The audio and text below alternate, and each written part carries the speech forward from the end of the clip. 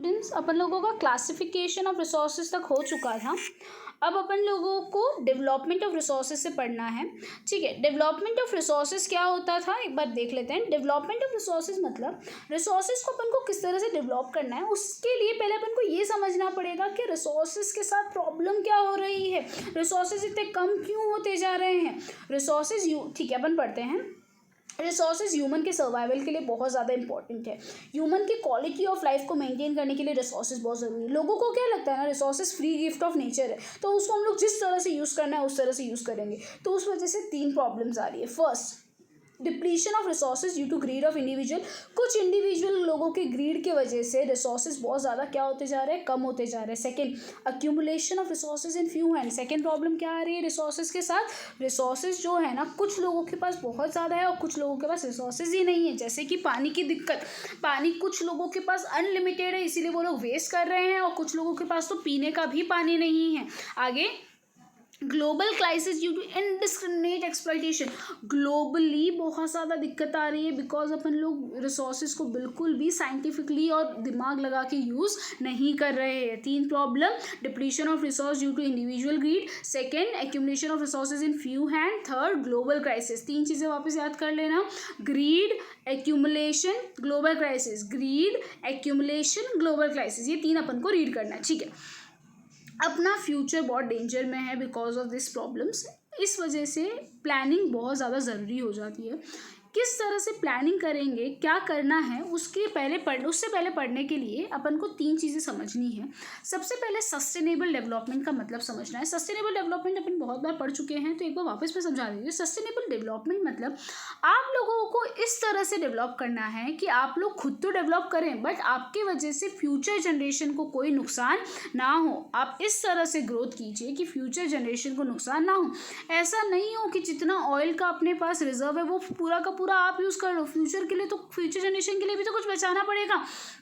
तो ऐसा डेवलपमेंट जिसमें आप फ्यूचर वालों का भी ध्यान रखते हुए, एनवायरनमेंट का भी ध्यान रखते हुए डेवलपमेंट करते हैं, उसको अपन सस्टेनेबल डेवलपमेंट बोलते हैं। एक बार रीड कर लेते हैं सस्टेनेबल डेवलपमेंट।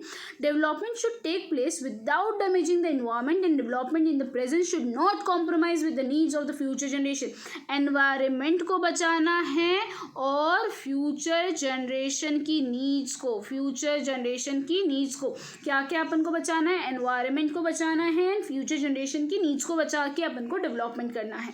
ओके स्टूडेंट्स, आगे अपन करते हैं। अपन को एक समिट के बारे में पढ़ना है और एक एजेंडा के बारे में पढ़ना है। रियो द जेनेरियो समिट 1992।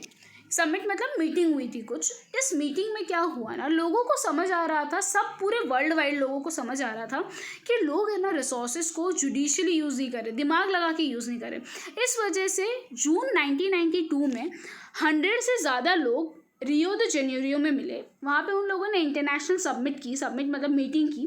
उस समिट में उन लोगों ने बहुत सारी प्रॉब्लम्स को एड्रेस किया और बोला कि हम लोगों को कुछ एक साथ मिलके सोशो इकोनॉमिक डेवलपमेंट करवाना पड़ेगा एक दूसरे का। सब लोगों ने एक डिक्लेरेशन साइन किया और एजेंडा 21 एक्सेप्ट किया। सब लोगों ने एक डिक्लेरेशन साइन किया। डिक्लेरेशन में क्या लिखा हुआ था कि हाँ हम हमारे एनवायरनमेंट को प्रोटेक्ट करेंगे, और एजेंडा 21 में क्या लिखा हुआ था वो अपन नीचे पढ़ेंगे वापस। To protect the environment, global leaders लोगों ने एक मीटिंग की। 100 से ज़्यादा global leaders Rio de Janeiro में मिले। वहाँ पे उन लोगों ने कुछ सोशो इकोनॉमिक डेवलपमेंट के लिए कुछ पॉलिसीज़ फ्रेम की और उन लोगों ने सबसे एक डिक्लेरेशन साइन करवाया और एजेंडा 21 साइन करवाया। ये एजेंडा 21 क्या है एक बार रीड करते हैं।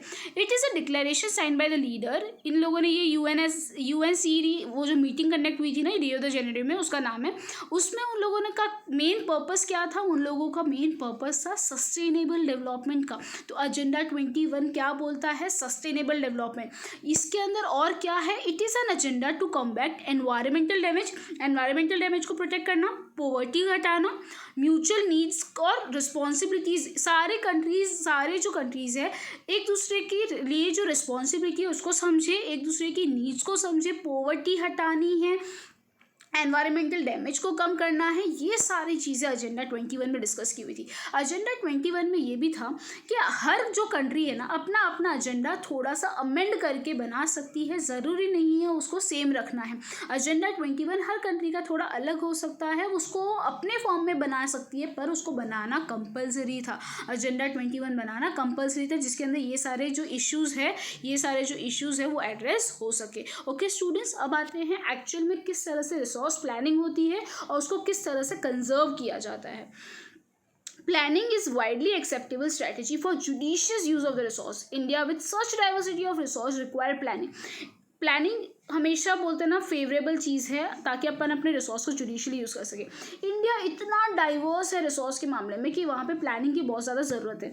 अपने इंडिया में कुछ रीज़न ऐसे हैं जो कुछ चीज़ों में इतने ज़्यादा रिच है रिसोर्सेज में, और कुछ रिसोर्सेज उनके पास बिल्कुल भी नहीं है। तो इस टाइप में किस तरह से ये रिसोर्सेज को वो लोग मैनेज करें, किस तरह से जो रिसोर्स उनके पास बहुत ज़्यादा है वो दूसरों को दे, और जो रिसोर्सेज उनके पास नहीं है वो दूसरों से ले, ये सब समझना बहुत ज़्यादा इंपॉर्टेंट हो जाता है। तो रीड करते हैं, there are region that are rich in certain type of resources but lack in others. There are region that are कोई सेल्फ सफिशिएंट है, कोई एक्यूट शॉर्टेज है कि उनके पास बहुत कमी है। इस वजह से balance resource planning at national, state, regional level is required. इसीलिए एक बैलेंस प्लानिंग चाहिए कि जहाँ पे ज़्यादा है वो किस तरह से दूसरों तक पहुँचाया जाए, और जहाँ पे जो चीज़ें कमी है वहाँ पे वो चीज़ किस तरह से लाई जाए। ठीक है, एक कुछ एग्जाम्पल्स दिए गए हैं। राजस्थान में सोलार और विंड एनर्जी बहुत है, पर पानी की बहुत कमी है, इसीलिए पानी उसको कौन देता है पता है? आंध्र प्रदेश से आता है पानी राजस्थान के पास। ठीक है, महाराष्ट्र भी देता है उसको पानी। एमपी, छत्तीसगढ़ में मिनरल्स बहुत ज़्यादा है, आंध्र प्रदेश में पानी बहुत ज़्यादा है, पर इंफ्रास्ट्रक्चर फैसिलिटीज़ इतनी अच्छी नहीं है।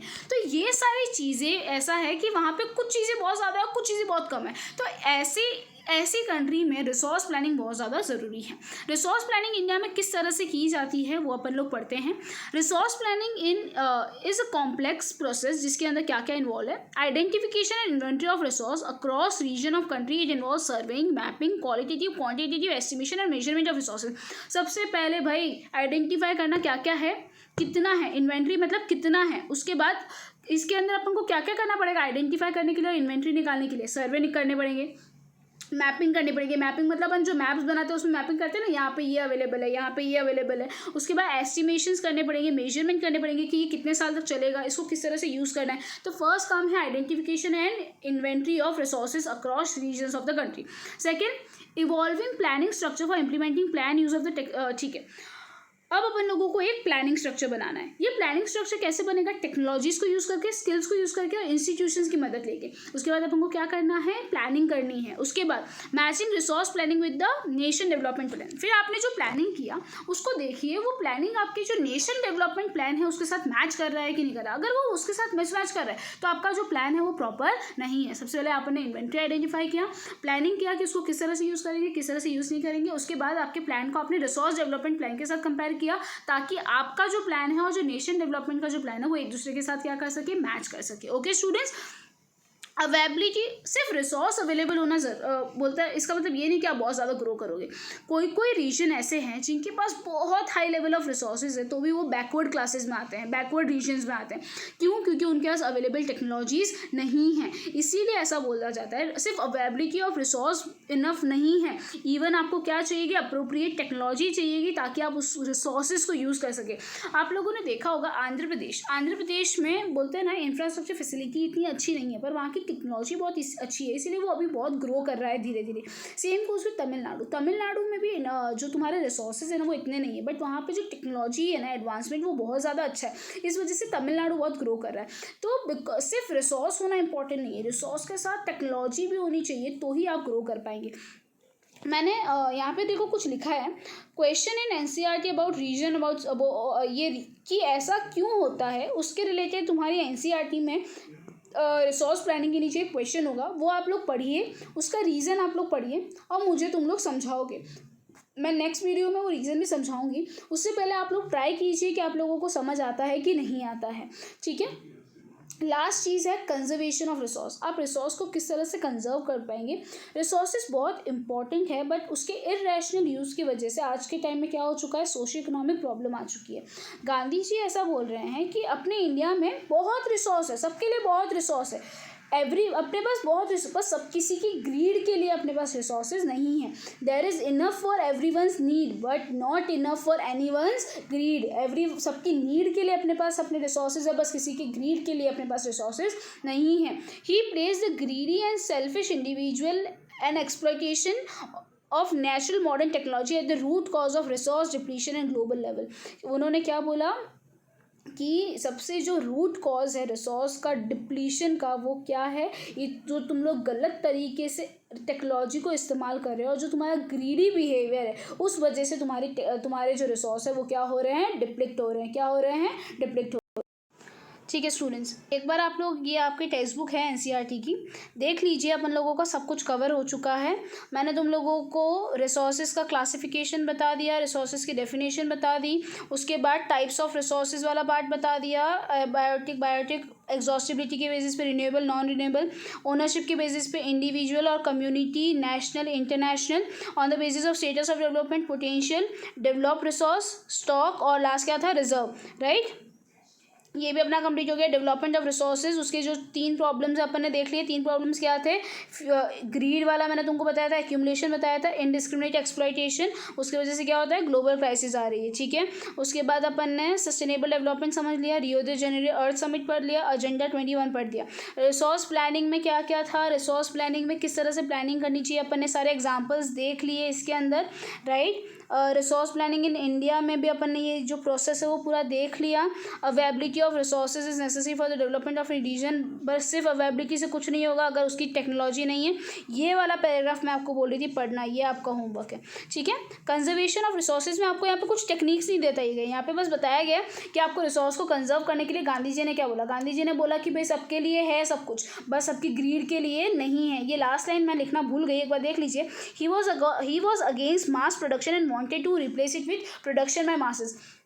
वो बोले थे मेरे को मास प्रोडक्शन नहीं करना, मतलब बहुत ज़्यादा प्रोडक्शन नहीं करवाना. मैं ये चाहता हूँ कि बहुत सारे लोग प्रोडक्शन करें, बहुत प्रोडक्शन नहीं करना पर बहुत सारे लोग प्रोडक्शन करें. उस वजह से लोगों को क्या मिलेगा, एम्प्लॉयमेंट मिलेगा. ठीक है स्टूडेंट्स, इसमें लास्ट में ये देखो तुम लोगों को ये दिया है, at the international level the club of Rome advocated resource conservation for the first time. सबसे पहले क्लब ऑफ रोम ने कंजर्वेशन ऑफ रिसोर्स के बारे में बताया था 1968 में. In 1974, Gandhian philosophy in his book Small is Beautiful, the seminal contribution with respect to resource conservation on global level. Gandhi ji ने एक बुक लिखी थी Small is Beautiful, उसके अंदर भी कंजर्वेशन ऑफ रिसोर्सेज के लिए कुछ चीज़ थी जो ग्लोबली सबके लिए कंट्रीब्यूट किया उस बुक ने. उसके बाद फिर